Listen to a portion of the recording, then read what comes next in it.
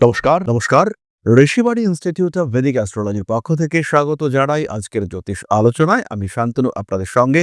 আলোচ্য বিষয় সমস্যা সমাধান, পিছিয়ে থাকা, উন্নতি, সাফল্য এবং সাফল্যে ব্যর্থতা। সঙ্গে থাকবেন বৃশ্চিক রাশি বা লগ্নের মানুষরা। প্রচুর পরিশ্রম, প্রচুর খাটুনি, প্রচুর চেষ্টা, তারপরেও দেখতে পাওয়া যাচ্ছে চাকরির পরীক্ষার ক্ষেত্রে ব্যর্থতা। প্রচুর চেষ্টার পরেও দেখা যাচ্ছে ব্যবসায় সেই সাফল্য আসছে না। সাফল্য আসছে, টাকা ধরে রাখা যাচ্ছে না। টাকাও ধরে রাখা যাচ্ছে, কিন্তু কিছুদিনের মধ্যেই সেই টাকা খরচা হয়ে যাচ্ছে। ফলে আল্টিমেটলি আপনি যে তিমিরে সেই তিমিরেই থাকছেন। রিলেশনশিপের ক্ষেত্রেও বেশ কিছুদিন চলবার পরে একটা সার্টেন টাইম, তারপরেই কিন্তু সেই রিলেশনশিপে অশান্তি শুরু হয়ে যাচ্ছে। বৃশ্চিক রাশি বা লগ্নের মানুষ তারা চেষ্টা করছেন, খুব চেষ্টা করছেন, খুব পরিশ্রম করছেন, পরিকল্পনাও করেছেন, কিন্তু শেষ পর্যন্ত জায়গাটা কমপ্লিট হলো না। এটা ঘটছে। বা বিলাসিতার কোনো জিনিসপত্র, হয়তো একটা বাড়ি কিনবেন, পছন্দ করেছেন, বা গাড়ি কিনবেন, সেটাও ঠিকঠাক করে ফেলেছেন। কিন্তু আল্টিমেটলি শেষ পর্যন্ত গিয়ে হয়তো লোন স্যাংশন হলো না, বা আপনার সিভিলে কিছু পয়েন্টস কম আছে। এরকম কিছু ঘটনা ঘটলো, যার ফলে আপনার মনটা ভাঙলো। এটা ঘটছে বিগত বেশ কিছুদিন ধরেই বৃশ্চিকের সঙ্গে ঘটছে। বৃশ্চিক চেষ্টা করছেন এখান থেকে বেরিয়ে আসতে, বেরিয়েও আসছেন কিছুটা।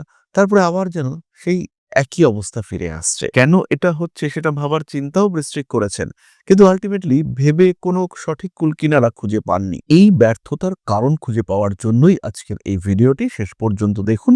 দেখবেন আপনার জীবনের প্রত্যেকটা গল্প আজকের ভিডিওর সঙ্গে ম্যাচ করছে। এই ক্ষেত্রে দুটো বিষয়কে আমরা দেখব। একটি হলো সাধারণ ক্রিয়াশীলতা, আরেকটি হলো গ্রহদের প্রভাব। ধরুন বৃশ্চিক রাশি বা লগ্নের মানুষ, তারা যে কোনো জিনিসকে একটু গোপন রাখতে পছন্দ করে। তাদের গোপনীয়তা ভীষণ পছন্দ। যে বিষয়টা মানুষের কাছে প্রকাশিত, প্রচারিত হওয়া দরকার, আপনার ক্রিয়েটিভিটি, আপনার গুণাবলী, আপনার সাকসেস, সেই বিষয়টিকে আপনি গোপন করে রেখে দিয়েছেন। ফলে আপনার যে জনপ্রিয়তা, আপনার যে পরিচিতি হওয়া উচিত ছিল, সেটা কিন্তু আল্টিমেটলি হয়ে উঠছে না।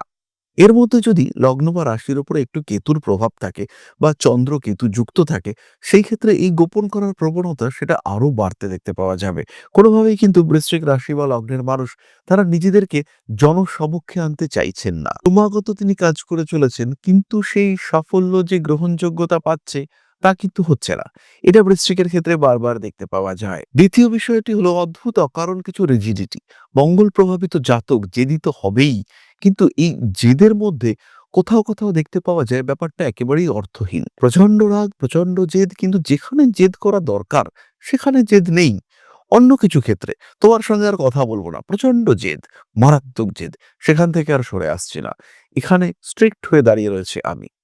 কিন্তু যেখানে জেদের প্রকাশ হওয়া দরকার, সেখানে কিন্তু জেদের কোনো রকম কোনো প্রকাশ নেই। তার উপরে নিয়ন্ত্রণ যেখানে আনা দরকার বৃশ্চিক রাখতে পারছেন না। আর যেখানে উন্মুক্ত ক্রোধের প্রকাশ দরকার, সেখানে বৃশ্চিক পিছিয়ে আসছেন। বারবার এটা ঘটছে।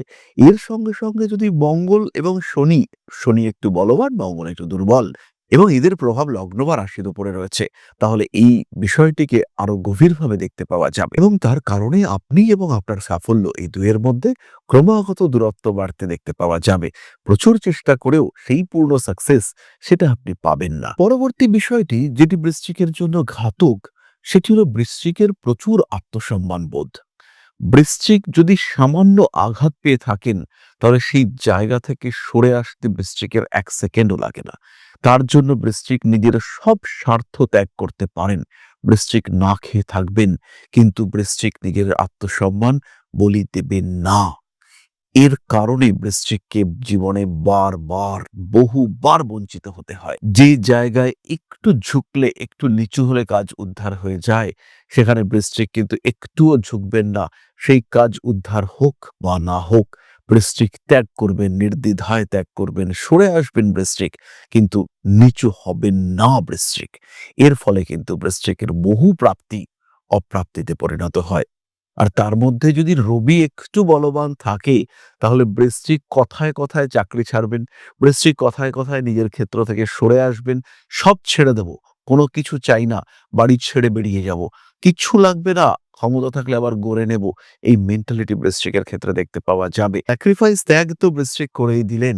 কেউ কেউ সেই ত্যাগের উপরে দাঁড়িয়ে আবার নতুন করে একটা জায়গা তৈরি করলেন, কিন্তু বেশিরভাগের ক্ষেত্রেই এই ত্যাগ কিন্তু ঘাতক হয়ে দাঁড়ালো। তারা কিন্তু আর নিজেদেরকে রিকভার করতে পারলেন না। প্রবলেম থেকেই গেল, সমস্যা চলতেই থাকলো। শাস্ত্রে বৃশ্চিক রাশি সম্পর্কে বলা রয়েছে, গৌর শক্তি হি বৃশ্চিক ভূষণম তদতি বলে বিনাশনম। অর্থাৎ গভীর শক্তি বৃশ্চিকের অলংকার, কিন্তু অতিরিক্ত হলে সেটাই ডেকে আনে বিনাশ। কখনো কখনো বৃশ্চিক অতিরিক্ত গোপন পরিকল্পনা করে থাকেন, আবার কখনো কখনো এই বৃশ্চিক রাশি বা লগ্নের মানুষ তারা পরিকল্পনা করবার সময় কাকে বলা উচিত আর কাকে বলা উচিত নয় তাদের মধ্যে একটা কনফিউশন হয়। আর বহু ক্ষেত্রে এই পরিকল্পনা করবার পরে সেই পরিকল্পনা কার কাছে ডিসক্লোজ করবেন আর কার কাছে ডিসক্লোজ করবেন না, এটা মেনটেন করতে পারেন না বৃশ্চিক রাশি বা লগ্নের মানুষরা। তাদের ক্ষেত্রে কিন্তু অকারণ একটা অস্থিরতা দেখতে পাওয়া যায়। বৃশ্চিক রাশির মানুষরা হঠাৎ করে বিস্ফোরিত হয়ে পড়েন, হঠাৎ রেগে গেলেন, হঠাৎ উগ্রতা প্রকাশিত পেল, হঠাৎ তার মধ্যে একটা অন্যরকম বিহেভিয়ার দেখতে পাওয়া গেল। এটা আমরা বৃশ্চিকের ক্ষেত্রে বারবার দেখতে পাই।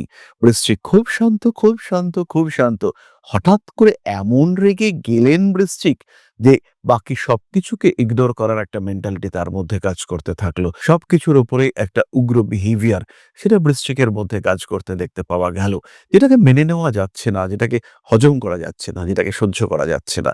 এবং তার ফলে বৃশ্চিক তার জীবনের বহু সুযোগ সুবিধা থেকে বঞ্চিত হলেন। নিজের ক্রিয়েটিভিটিকে প্রকাশ করতে পারেন না বৃশ্চিক, নিজের দক্ষতা, নিজের শক্তি তাদেরকে প্রকাশ করতে পারেন না বৃশ্চিক। আর যদি মঙ্গল কোনো কারণে একটু দুর্বল হয়, অদ্ভুত কম্বিনেশন, নবম ভাবে লগ্নপতি অবস্থান করছেন, মহাভাগ্য যোগ তৈরি হবে, কিন্তু সেই মঙ্গল নিচস্থ। নবম ভাব অর্থাৎ কর্কট রাশি, সেটা বৃশ্চিকের অধিপতি মঙ্গলের জন্য নিচ ক্ষেত্র, সেখানে মঙ্গলের জোর নেই, যেটা অত্যন্ত শুভযোগ হতে পারত। তাই বৃশ্চিক রাশি বা লগ্নের মানুষ তারা কিন্তু নিজের পূর্ণ ক্ষমতা সেটা ব্যবহার করতে পারেন না। আর শেষ বিষয়টি হলো বৃশ্চিকের প্রতিশোধ স্পৃহা। কেউ ক্ষতি করলে বৃশ্চিক কিন্তু তাকে ছেড়ে দেন না।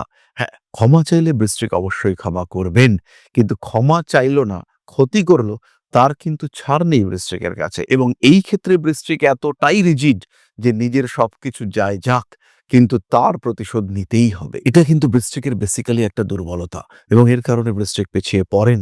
মঙ্গল বলবান, পাপদৃষ্ট, এই প্রতিশোধ স্পৃহা আরো বাড়বে। মঙ্গল বলবান, কেতুযুক্ত, তীব্র বিষের মতো মনের মধ্যে এই প্রতিশোধ স্পৃহা বৃশ্চিককে কুরে কুরে খাচ্ছে। যতদিন পর্যন্ত প্রতিশোধ কমপ্লিট না হচ্ছে ততদিন কিন্তু বৃশ্চিক ক্রোধান্বিত হয়ে রয়েছেন। বৃশ্চিকের মাথার মধ্যে চাপা আগুন চলছে, সেই আগুনের বহিষ্করণ প্রকাশ এটা হবেই, আজ না হোক কাল। সেই আগুন বৃশ্চিকের শত্রুকে দগ্ধ করবেই, কিন্তু তাকে দগ্ধ করার আগে ধীরে ধীরে এই আগুন কিন্তু বৃশ্চিককেই দগ্ধ করে চলেছে। কি করবেন, কিভাবে নিজের অবস্থাকে ফিরিয়ে আনবেন? আত্মবিশ্বাস অবশ্যই বাড়ান, নিজেকে আর একটু ফ্রি করার চেষ্টা করুন, প্রাকৃতিক সৌন্দর্যের মধ্যে কিছুটা সময় কাটানোর ব্যবস্থা করুন, নিজের ভালোবাসার মানুষগুলোকে আর একটু ভালো রাখার চেষ্টা এটা অবশ্যই করুন, নিজের ষড়রিপুর ওপরে নিয়ন্ত্রণ নিয়ে আসার চেষ্টা করুন, গান শুনুন, ভালো থাকার চেষ্টা করুন, বন্ধু বান্ধবের সঙ্গে সময় কাটান, বাড়ি পরিবার তার মানুষজন যারা আপনার শুভাকাঙ্ক্ষী তাদেরকে একটু বেশি সময় দেওয়ার চেষ্টা করুন, বিভিন্ন ধর্মগ্রন্থ পাঠ করুন, বিশেষ করে মহাভারত পাঠ আপনাদের জন্য অত্যন্ত পজিটিভ হতে দেখতে পাওয়া যাবে। তাহলে এবার আমরা চলে আসবো আলোচনার পরবর্তী পর্যায়ে, অর্থাৎ আপনাদের প্রশ্নে জ্যোতিষের উত্তর। তবে তার আগে একটি ছোট্ট বিষয় আপনাদের সঙ্গে শেয়ার করব। আশা করি পরম পিতার আশীর্বাদে সবাই খুব ভালো আছেন। জীবনে চলার পথে বিভিন্ন সময় বিভিন্ন ক্ষেত্রে আমরা প্রত্যেকেই কিছু না কিছু জনহিতকর কার্য করে থাকি। রাস্তায় যদি একজন মানুষ এসে আমাদের কাছে সাহায্য চায়, আমরা যতটুকু সম্ভব তাকে সাহায্য করবার চেষ্টা করি। কখনো কিছু অর্থের বিনিময়ে, কখনো তাকে কিছু খাদ্য সামগ্রী কিনে দিয়ে, কখনো গাছের জল দিয়ে, কখনো পাড়ার রাস্তার কুকুরটিকে খেতে দিয়ে আমরা সমাজের উন্নতি করবার চেষ্টা করি। আমরা সমাজের প্রতি আমাদের সামাজিক দায়বদ্ধতা পালন করবার চেষ্টা করি, কারণ প্রত্যেকেই আমরা মানুষ, প্রত্যেকের মধ্যেই রয়েছে মনুষ্যত্ব, প্রত্যেকেই আমরা অপরকে সাহায্য করবার জন্য অল্প বিস্তর দায়বদ্ধ।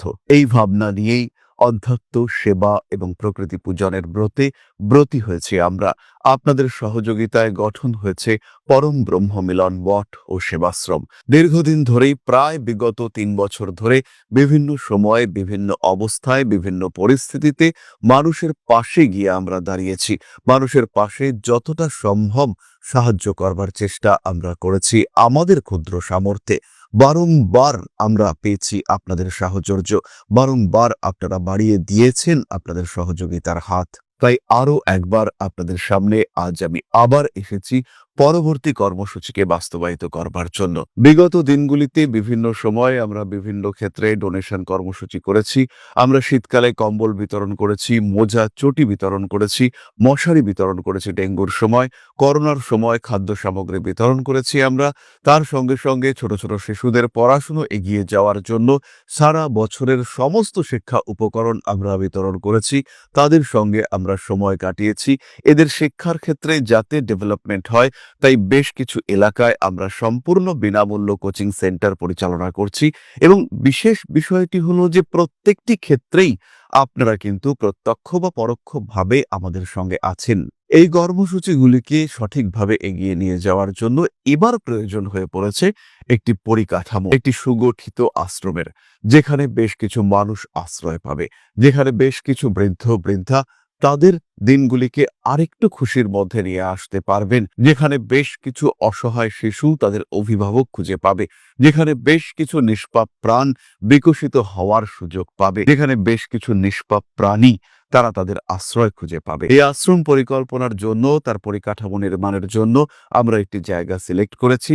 সেই জায়গাটি ক্রয় করবার জন্য প্রয়োজন বিপুল অর্থের, যেটি কেবলমাত্র আমাদের প্রচেষ্টায় সংগ্রহ করা অসম্ভব। তাই আপনাদের প্রত্যেকের কাছে ছোট্ট অনুরোধ, প্রত্যেকেই অল্প অল্প করে এগিয়ে আসুন। প্রত্যেকের বিন্দু বিন্দু অনুদানে একদিন সিন্ধু স্বরূপ গড়ে উঠবে পরম ব্রহ্ম মিলন মঠ ও সেবাশ্রম। আমাদের প্রত্যেকের স্বপ্ন সমাজের জন্য কিছু করে যাওয়ার, সমাজকে উন্নততর পর্যায়ে নিয়ে যাওয়ার এই যে প্রচেষ্টা, এই যে ইচ্ছে, এই যে উদ্যম, এই উৎসাহ বাস্তবায়িত হবে আপনাদের সহযোগিতার মাধ্যমে। তাই আপনাদের প্রত্যেকের কাছে স্বনির্বন্ধ অনুরোধ, যতটুকু সম্ভব, যতটুকু সামর্থ্য, হতেই পারে অতি ক্ষুদ্র সেই সামর্থ্য, কিন্তু এসে পাশে দাঁড়ান।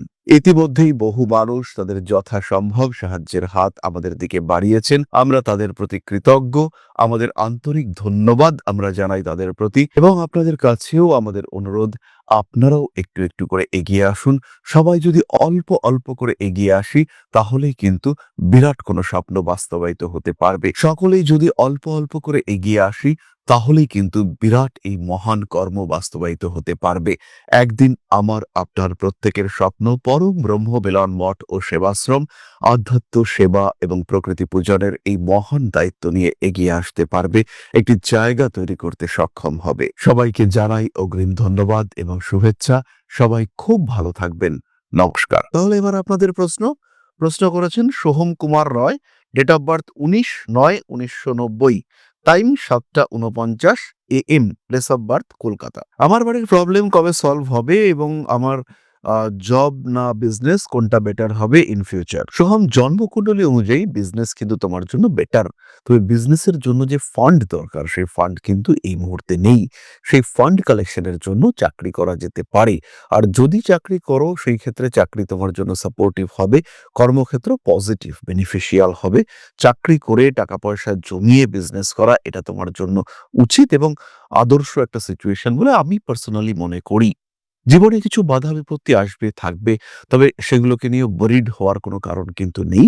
সমস্যা আসলেও সেগুলোকে তুমি ওভারকাম করতে পারবে। কনফিডেন্স লেভেল তোমার যথেষ্টই বেশি। নিজে একটা সঠিক পরিকল্পনা করো এবং নিজের লক্ষ্যের দিকে এগিয়ে চলো। সাকসেসফুল তুমি হবেই, এই বিষয়ে কিন্তু নিশ্চিন্ত থাকা যায়। হলো আজকের আলোচনা, আমরা আর দীর্ঘায়িত করব না। সবাই সুস্থ থাকুন, ভালো থাকুন। মা শ্রী শ্রী আদিশক্তির পূর্ণ আশীর্বাদ বর্ষিত হোক আপনাদের উপর। সমৃদ্ধ, আরো সমৃদ্ধ হয়ে উঠুক আপনাদের প্রত্যেকের জীবন। জয় মা আদিশক্তি। নমস্কার।